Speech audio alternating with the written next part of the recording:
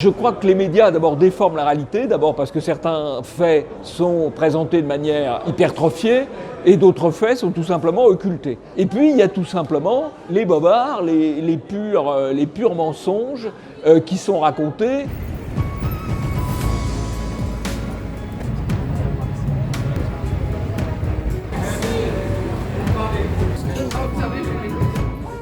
Bon, ce prix de donateur de Polémia, effectivement, a été remporté par Yann Barthès. Quotidien, qui a été quand même avec Barthès l'un des héros de cette soirée, essaye de raconter que le quartier du Haut-du-Lièvre à Nancy, où a vécu Nadine Morano, n'a pas changé depuis 50 ans, alors que c'est évidemment une contre-vérité absolue. C'est plus mon quartier, c'est pas le quartier où j'ai grandi, il y a eu un changement de population.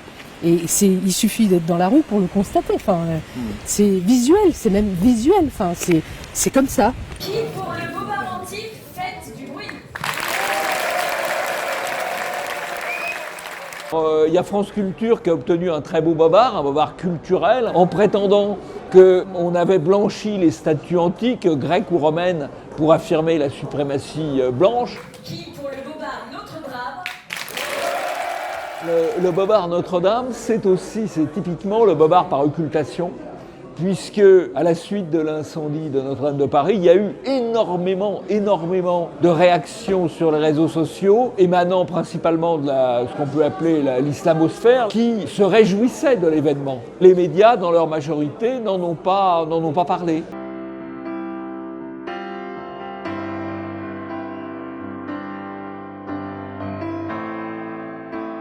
Le bobard carton rouge est élu bobard d'or de la catégorie décodeur décodé. Ménès avait dit, écoutez, s'il y a du racisme dans le football, c'est du racisme anti-blanc, parce qu'on ne trouve plus de blancs dans les équipes de football au-delà du périphérique.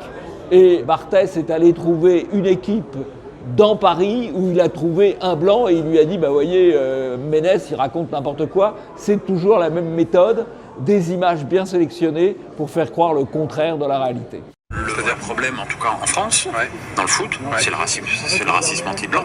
Ça va. Est-ce que vous êtes d'accord? Est-ce qu'il y a du racisme anti-blanc? Est-ce que vous faites des... Le bobard de la marche pour le bobard. Vous avez donc choisi de récompenser un grand journaliste. Merci à vous. Il aura le bobard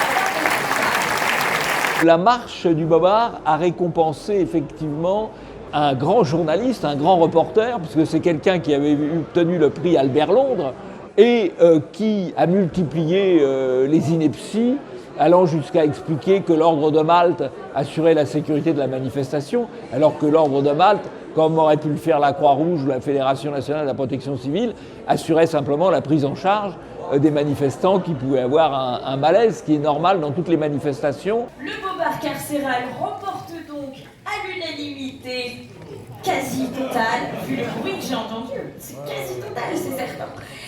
Le bobard d'or dans la catégorie des bobards sans frontières. Oui, alors il y a un autre bobard par erreur de traduction, c'est le bobard carcéral qui a conduit l'AFP à attribuer des détentions d'enfants en raison de l'immigration à Trump, alors que les chiffres qu'il citait évoquaient l'année 2015, c'est-à-dire une année où Obama était président.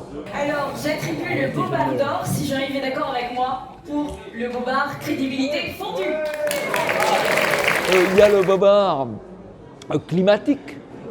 Quand les médias ont repris, beaucoup de médias ont repris sur la base d'une erreur de traduction le fait que 40% des glaces du Groenland auraient disparu. Heureusement que ce n'est pas le cas parce qu'on aurait les pieds sous l'eau. Je ne sais pas si Xavier Dupont de Ligonnès est mort, s'il s'est suicidé, enfin qu'importe. Mais mais en tout cas, il a fait ce jour-là, le jour où on a dit qu'il a été découvert, il a fait une 6e victime, c'est la presse.